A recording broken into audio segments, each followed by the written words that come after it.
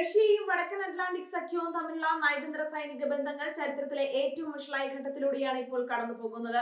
ഇരുപക്ഷവും പരസ്പരം ഉയർത്തുന്ന കടുത്ത ആരോപണങ്ങളും അതിർത്തികളിലെ വൻ സൈനിക വിന്യാസങ്ങളും യൂറോപ്യൻ മണ്ണിൽ മറ്റൊരു വൻ യുദ്ധത്തിന്റെ അടിയന്തര സൂചനകളായി മാറിയിരിക്കുന്നു. വരും നാളുകളിൽ എന്ത് സംഭവിക്കുമെന്ന ഭീതിയോടെയാണ് ആഗോള സമൂഹം ഈ നീക്കങ്ങളെ നിരീക്ഷിക്കുന്നത്.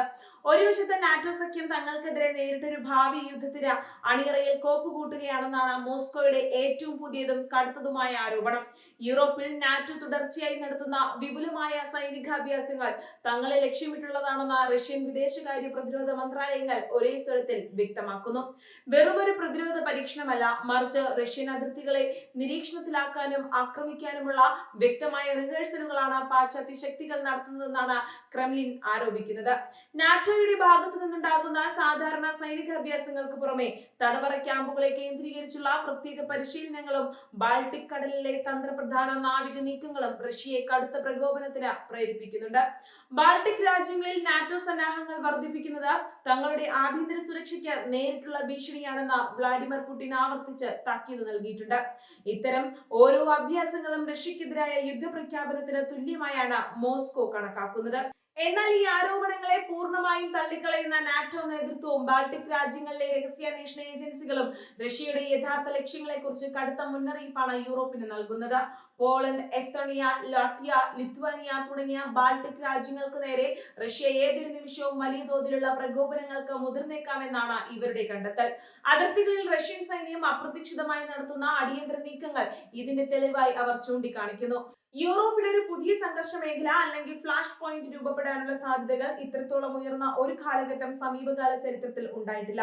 പോളണ്ടിന്റെ അതിർത്തികളിൽ റഷ്യൻ അനുകൂല ശക്തികളും ബെലാറൂസ് സൈന്യവും നടത്തുന്ന സംശയാസ്പദമായ നീക്കങ്ങൾ വാർസോയെ കടുത്ത ജാഗ്രതയിലാണ് നിർത്തിയിരിക്കുന്നത്. ഏതെങ്കിലും തരത്തിലുള്ള അധിനിവേശ ശ്രമമോ അല്ലെങ്കിൽ അതിർത്തി ലംഘനമോ ഉണ്ടായാൽ അത് നാറ്റോ സഖ്യത്തെ മുഴുവനായി യുദ്ധത്തിലേക്ക് വലിച്ചഴിക്കുമെന്ന ഉറപ്പാണ്. ബാൾട്ടിക് രഹസ്യാന്വേഷണ ഏജൻസികൾ പുറത്തുവിട്ട റിപ്പോർട്ടുകൾ പ്രകാരം അതിർത്തി പ്രദേശങ്ങളിലെ ജനങ്ങളെ ഭീതിയിലാഴ്ത്താനും നുഴഞ്ഞുകയറ്റങ്ങൾ നടത്താനും റഷ്യൻ സ്പെഷ്യൽ ഫോഴ്സുകൾ പ്രത്യേക പദ്ധതികൾ തയ്യാറാക്കിയിട്ടുണ്ട്. ഇത് വെറും ഒരു സൈനിക ഭീഷണിയല്ല, മറിച്ച് യൂറോപ്യൻ യൂണിയന്റെ വടക്കൻ അതിർത്തികളെ അസ്ഥിരപ്പെടുത്താനുള്ള വ്ളാഡിമിർ പുടിന്റെ കൃത്യമായ തന്ത്രത്തിന്റെ ഭാഗമാണെന്ന് നയതന്ത്ര വിദഗ്ധർ വിലയിരുത്തുന്നു. ഈ സാഹചര്യം യൂറോപ്പിൽ വലിയൊരു പരിഭ്രാന്തിക്കാണ് വഴിതെളിച്ചിരിക്കുന്നത്. ഇതിനിടയിൽ യുക്രൈൻ മണ്ണിൽ തുടരുന്ന റഷ്യൻ അധിനിവേശം കൂടുതൽ മാരകമായ അവസ്ഥയിലേക്ക് നീങ്ങുകയാണ്. യുക്രൈനിലെ പോരാട്ടം നാറ്റോ രാജ്യങ്ങളിലേക്ക് പടരാതിരിക്കാൻ പാശ്ചാത്യ ശക്തികൾ പരമാവധി ശ്രമിക്കുന്നുണ്ടെങ്കിലും അതിർത്തികളിലെ ഇപ്പോഴത്തെ സൈനികാഭ്യാസങ്ങൾ യുദ്ധത്തിന്റെ വ്യാപ്തി വർദ്ധിപ്പിക്കാൻ മാത്രമേ ഉപകരിക്കൂ. യുക്രൈന് നൽകുന്ന ആയുധ പിന്തുണയ്ക്ക് പകരമായി നാറ്റോ അതിർത്തികളിൽ കനത്ത സമ്മർദ്ദം ചെലുത്താനാണ് റഷ്യ ശ്രമിക്കുന്നത്.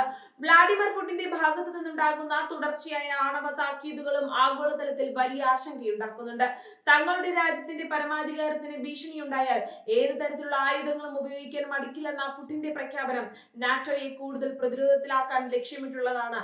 ഇത് വെറും ഒരു ബ്ലാക്ക് മെയിൽ തന്ത്രമല്ലെന്നും റഷ്യ കാര്യമായി തന്നെയാണ് നീങ്ങുന്നതെന്നും പാശ്ചാത്യ കമാൻഡർമാർ ഭയപ്പെടുന്നു. നാറ്റോയുടെ ചരിത്രത്തിൽ തന്നെ ഏറ്റവും വലിയ സൈനിക വിന്യാസങ്ങളാണ് ഇപ്പോൾ ബാൾട്ടിക് മേഖലയിലും പോളണ്ടിലും നടക്കുന്നത്. അമേരിക്ക ഉൾപ്പെടെയുള്ള വൻ ശക്തികളുടെ വ്യോമ നാവിക പടലയങ്ങൾ ഈ അതിർത്തികളിൽ ക്യാമ്പ് ചെയ്യുന്നുണ്ട്.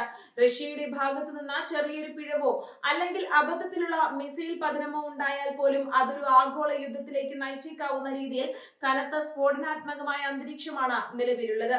ബാൾട്ടിക് കടലിലെ നാവിക മേധാവിത്വം ഉറപ്പാക്കാൻ ഇരുപക്ഷവും കടുത്ത മത്സരത്തിലാണ്. റഷ്യയുടെ കലിനിൻഗ്രാഡ് എന്ന തന്ത്രപ്രധാനമായ പ്രവിശ്യ നാറ്റോ രാജ്യങ്ങളാൽ ചുറ്റപ്പെട്ട് കിടക്കുന്ന ഒന്നാണ്. ഇവിടെ റഷ്യ വൻതോതിൽ മിസൈലുകളും സൈന്യത്തെയും വിന്യസിച്ചിരിക്കുന്നത് പോളണ്ടിനും ലിത്വാനിക്കും വലിയ ഭീഷണിയാണ് ഉയർത്തുന്നത്. ഈ പ്രവിശ്യയെ കേന്ദ്രീകരിച്ച് ഉണ്ടാകാൻ സാധ്യതയുള്ള ഏത് തർക്കവും യൂറോപ്പിന്റെ സമാധാനം തകർക്കാൻ പോകുന്നതാണ്. യൂറോപ്പിലെ ഈ ടിക്കിംഗ് ടൈം ബോംബ് എപ്പോൾ വേണമെങ്കിലും പൊട്ടാമെന്ന അവസ്ഥയിൽ നാറ്റോയിലെ പ്രധാന രാജ്യങ്ങളായ ജർമ്മനിയും ഫ്രാൻസും തങ്ങളുടെ പ്രതിരോധ ബജറ്റുകൾ വൻതോതിൽ വർദ്ധിപ്പിച്ചു കഴിഞ്ഞു.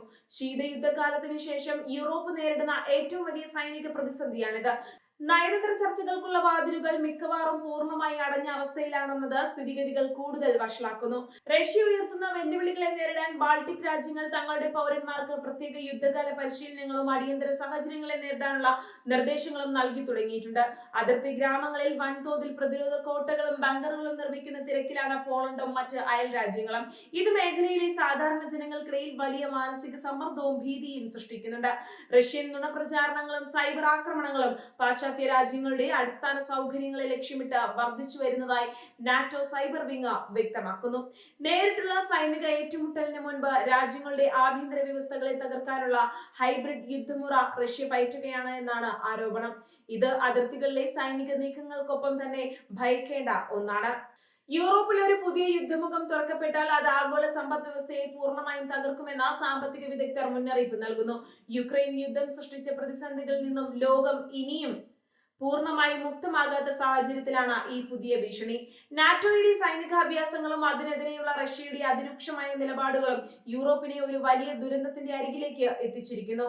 അതിർത്തികളിൽ ലക്ഷക്കണക്കിന് സൈനികർ മുഖാമുഖം നിൽക്കുമ്പോൾ നയതന്ത്ര ചർച്ചകളിലൂടെ ഈ പ്രതിസന്ധി പരിഹരിക്കാൻ അന്താരാഷ്ട്ര സമൂഹം അടിയന്തരമായി ഇടപെടേണ്ടതുണ്ട്. അല്ലാത്തപക്ഷം ഈ ടിക്കിംഗ് ടൈം ബോംബ് പൊട്ടിത്തെറിച്ച യൂറോപ്പ് വീണ്ടും ഒരു മഹായുദ്ധത്തിന്റെ കരുനിഴലിലേക്ക് വീണുപോകുമെന്നത് തീർച്ചയാണ്.